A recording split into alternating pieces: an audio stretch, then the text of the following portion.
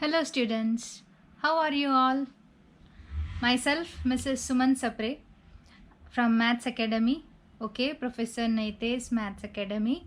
I will be teaching you science, both science A and science B, okay. So this year we are forced to start with online lectures.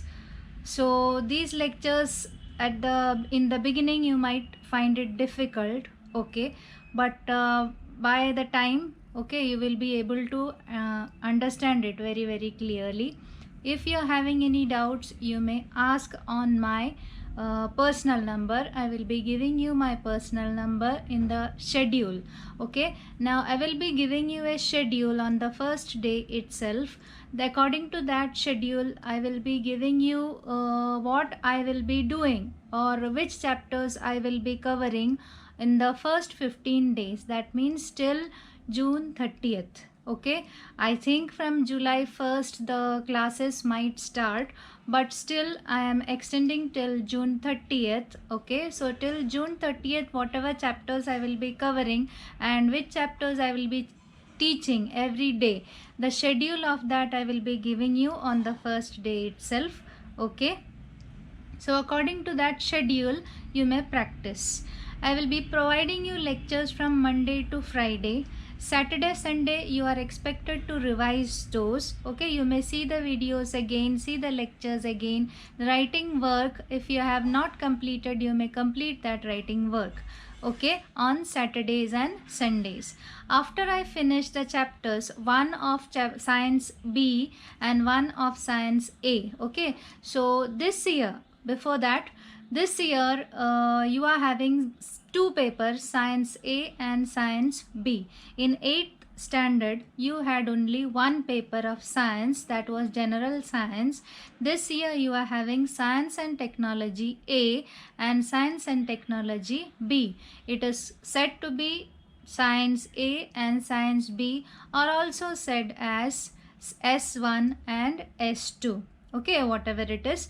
So in S1 and S2, what are the chapters which are included in S1 and S2? Now you may see page number 215. Those who are having the textbooks might see, and those who are not having the textbooks, okay, they might hear to this. Part 1 and Part 2. On page number 215, they have divided the chapters into first term and second term. In first term, there is Part 1 and Part 2. 5 chapters under Part 1 and 5 chapters under Part 2. The chapters from 1st to 5th, that is chapter 1 to chapter 5 is under part 1 and chapter 6 to chapter 10 is under part 2.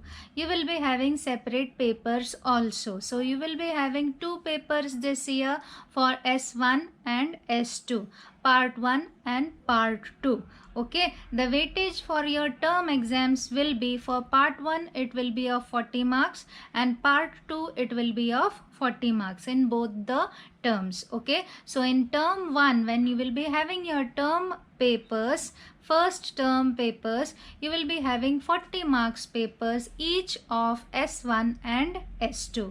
I will be giving you the question paper pattern when later when we start with our classes, okay.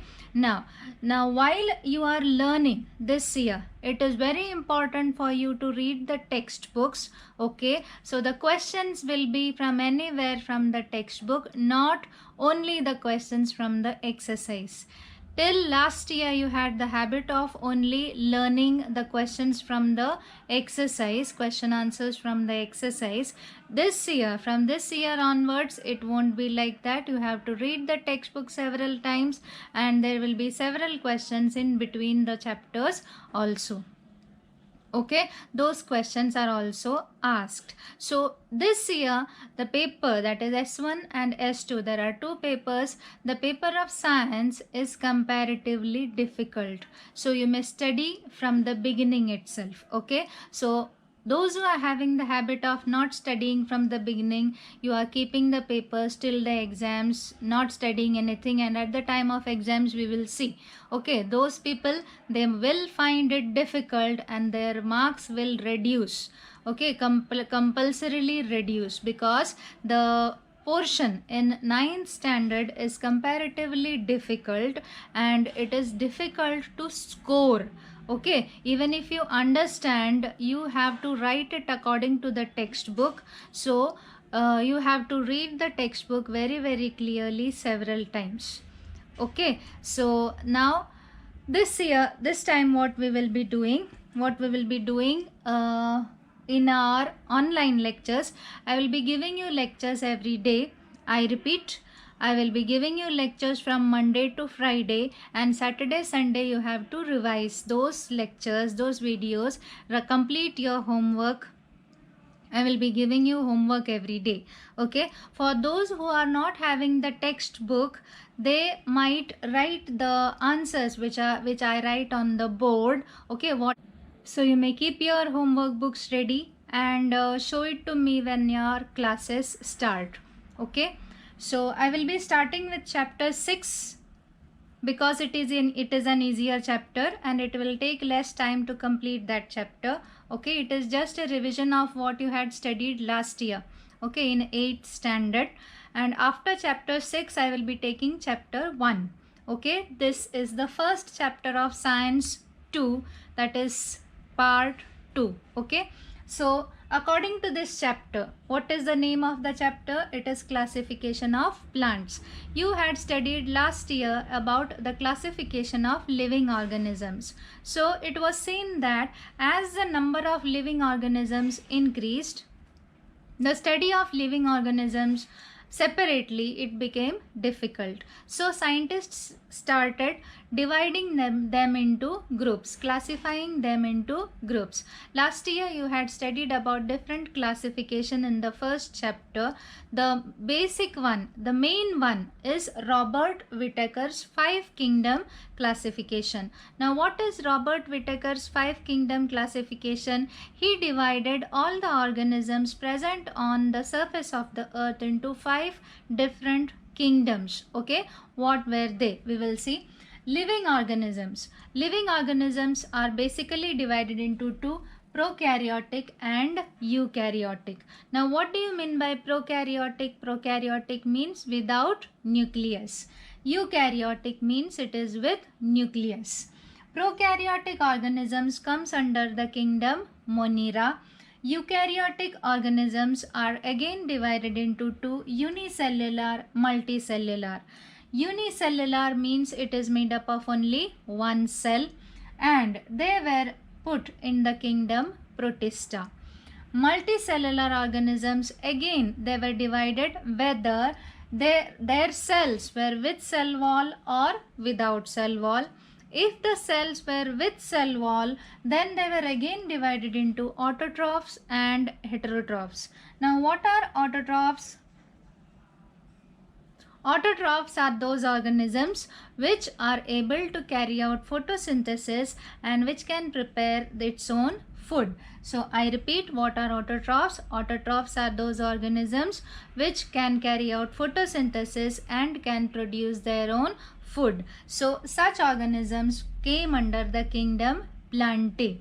Okay, and the heterotrophs. What are heterotrophs? Those organisms who are not able to carry out photosynthesis, they are called as heterotrophs. They depend upon other organisms for food, so they are called as heterotrophs. They come under the kingdom fungi. Okay, and the organisms without cell wall, it comes under the kingdom Animalia. So these were the 5 kingdoms of Robert Whittaker. What were they? Kingdom Monera, Kingdom Protista, Kingdom Fungi, Kingdom Plantae, and Kingdom Animalia. What do you mean by prokaryotic? You may write in the textbook. Prokaryotic means without nucleus.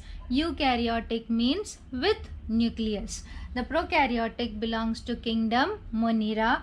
Eukaryotic again divided into 2, unicellular, multicellular. Unicellular is kingdom Protista. Multicellular again divided into two, with cell wall, without cell wall. With cell wall again divided into two, autotrophs, heterotrophs. What are autotrophs? Autotrophs are organisms which can carry out photosynthesis and prepare its own food. They belong to kingdom Plantae. And heterotrophs are organisms who cannot carry out photosynthesis. They depend upon other organisms for food. Okay, it is kingdom Fungi. And without cell wall, it is kingdom Animalia. So this is Robert Whittaker's 5 kingdom classification. You may draw this in your notebook. Draw. Which are the special cell organelles that differentiate between plant cells from animal cells? I repeat, which are the special cell organelles that differentiate plant cells from animal cells? So last year you had studied about distinguish between plant cells and animal cells. There were some points. Now these answer you may write in your textbook itself. What is the answer? Organelles like cell wall and plastids are present in the plant cell, whereas they are absent in animal cells. Organelles like centrosomes are absent in plant cell, whereas they are present in animal cells. Now these organelles like centrosomes, it helps in cell division. Okay, understood the answer? Now the next topic is criteria for classification of plant kingdom. Whether their body can be differentiated into root, stems or leaves. Okay, that is the first criteria. Differentiated means whenever we think about a plant, in our mind a tree comes, okay, which has roots, stem, leaves, flowers, etc. So there are some plants which do not have all these, or their body cannot be differentiated into all these. Okay, so such plants are also there. There are plants which are microscopic, okay, very, very small. So the first criteria is presence or absence of organs. The next is presence or absence of conducting tissues for conduction of food and water. Now just like we are having blood vessels, the plants are having xylem and phloem. You might have heard about xylem and phloem. Xylem helps in transport of water and phloem helps in transport of food materials. I repeat, the plants are having conducting tissues. Just like we are having blood vessels in the plants, they are having conducting tissues, xylem and phloem. Xylem helps in transport of water and phloem helps in transport of food materials. Now whether they are having this xylem and phloem or not, that is the second criteria. Third is presence or absence of seeds. Okay, so whether the seeds are produced in the plant or not. The fourth criteria is if the seeds are present, whether they are enclosed in fruits or open. Okay, there are some plants whose seeds are enclosed inside the fruit. For example, amba. Okay, the seed is inside the fruit. And there are some plants whose seeds are open. In case of cycas, okay, cycas and all, in case of pine trees, their seeds are open. Okay, so if seeds are present, whether the seeds are enclosed in fruits or open. Okay, the number of cotyledons in a seed. Number of cotyledons means whether it is a monocotyledonous or dicotyledonous. The short forms are monocot and dicot. Okay, now what do you mean by monocot and what do you mean by dicot?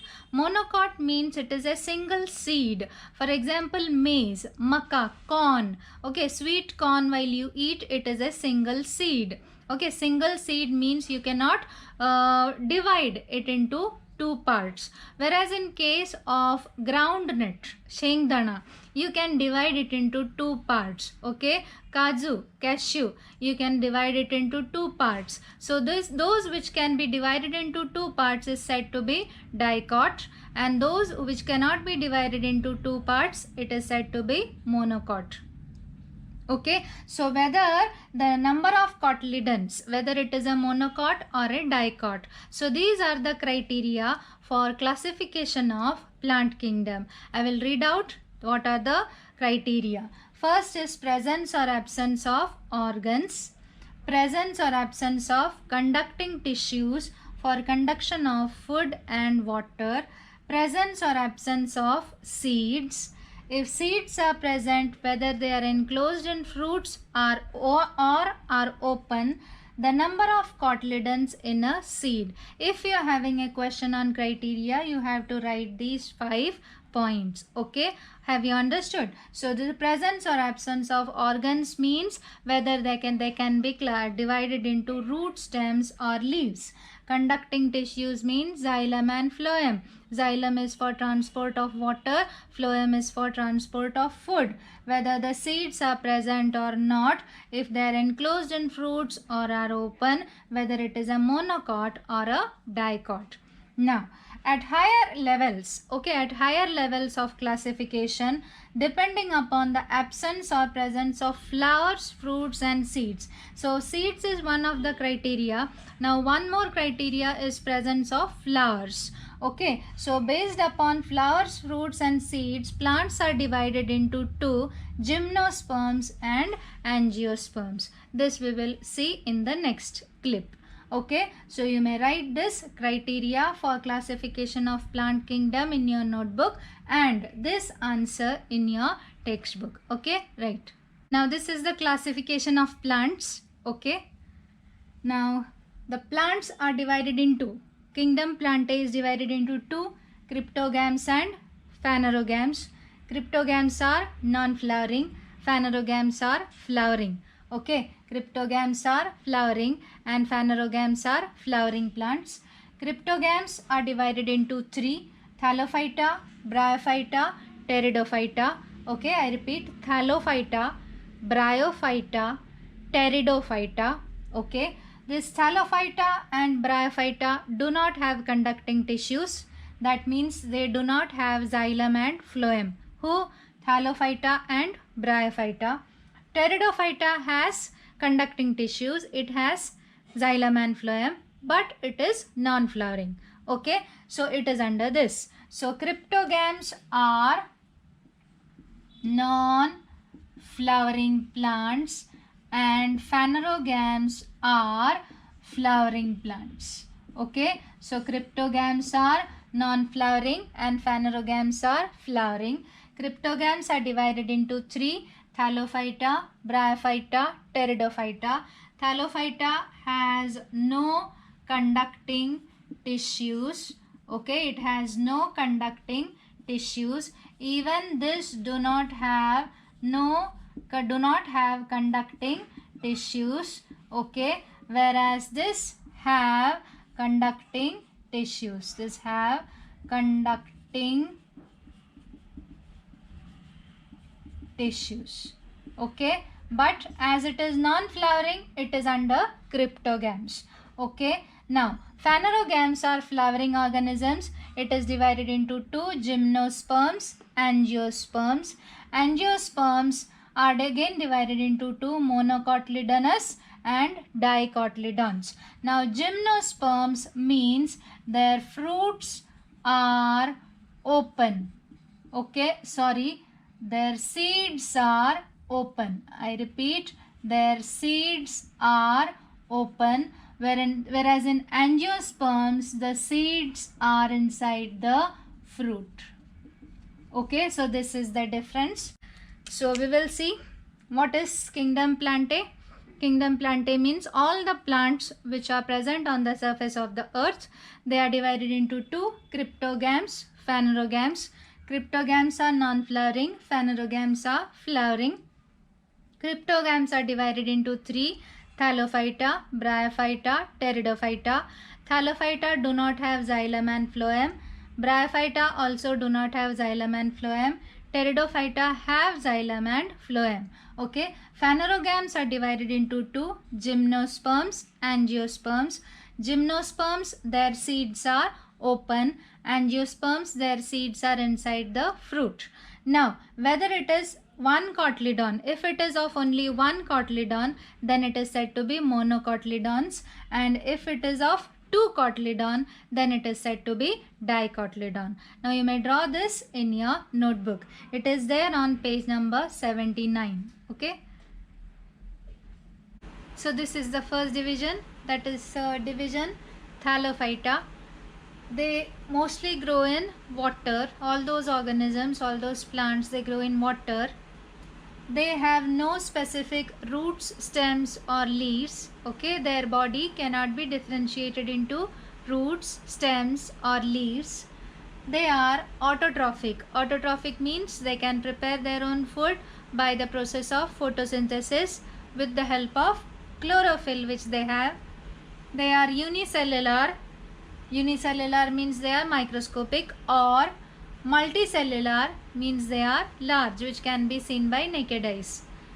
Some are fresh water, that means some live in fresh water and some live in saline water. Okay.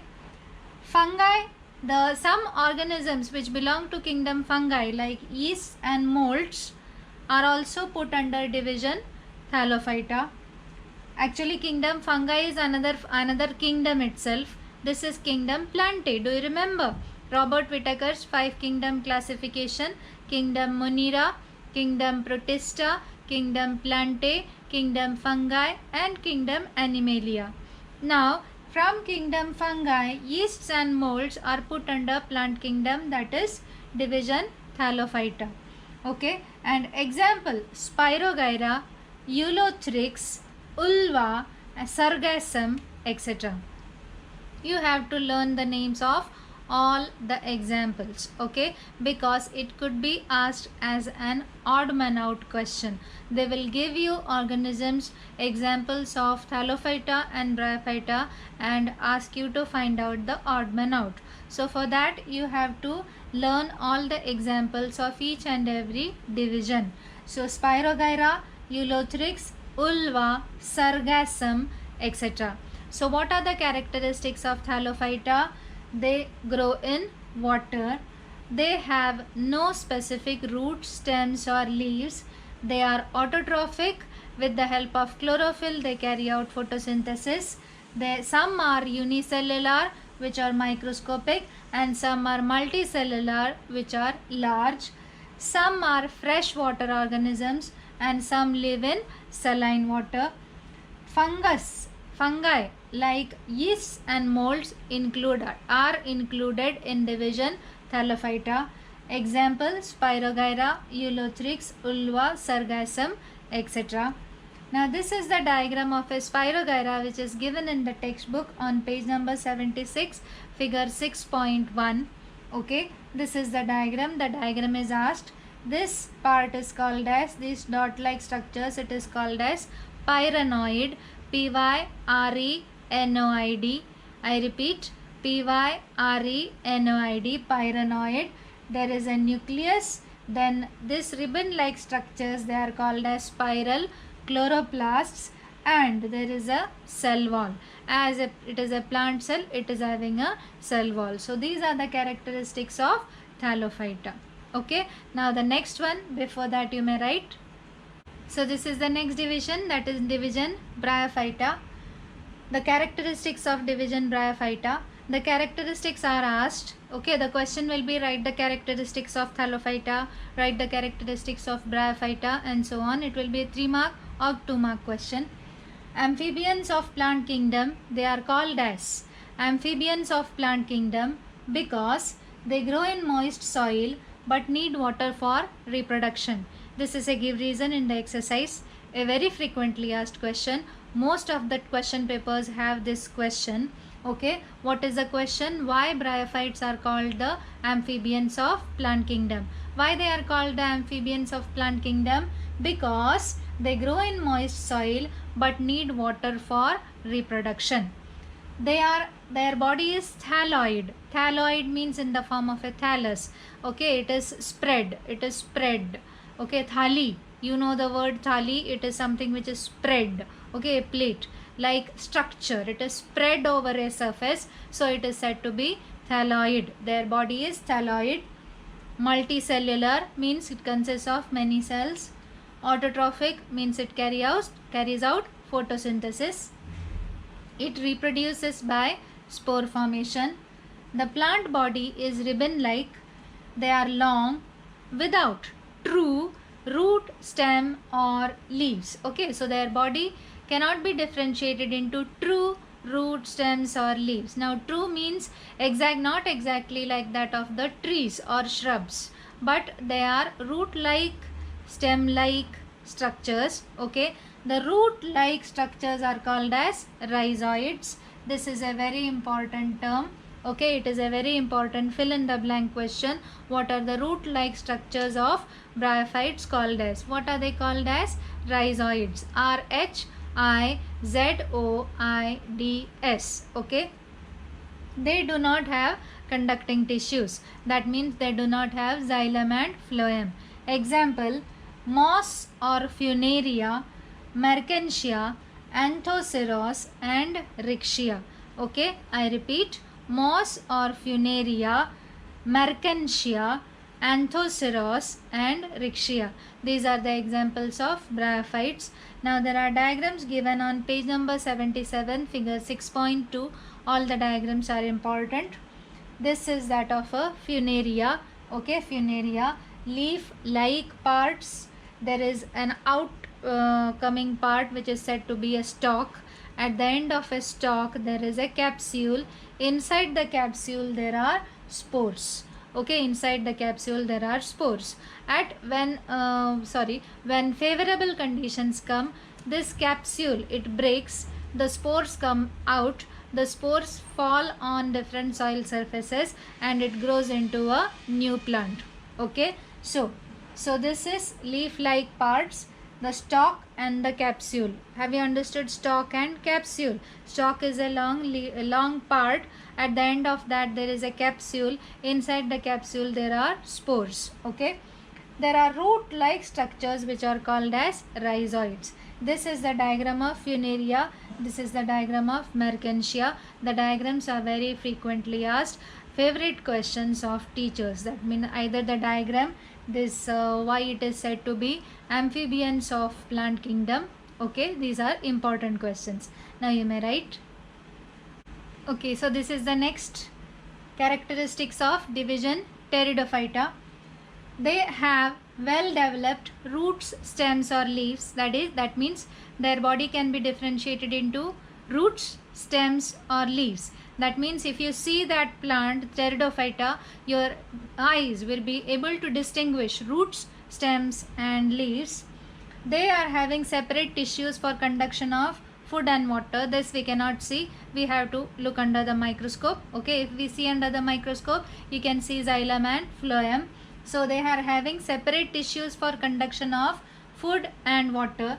They do not bear flowers and fruits. Okay, so they do not bear flowers and fruits.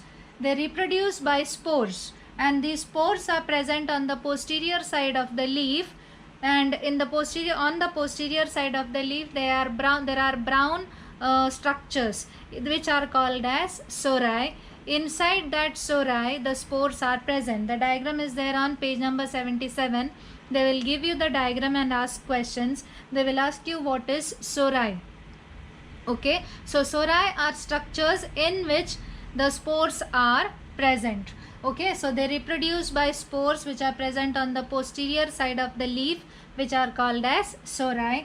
They reproduce asexually by spore formation and sexually by zygote formation. Now asexually means only one parent, sexually means two parents. Okay, this you will be able to understand next year. So for the time being, you may just write this point: asexually by spore formation, sexually by zygote formation. An example: Nephrolepis, Marsilia, Pteris, Adiantum, Equisetum, Selaginella, Lycopodium, etc. You have to learn all the examples.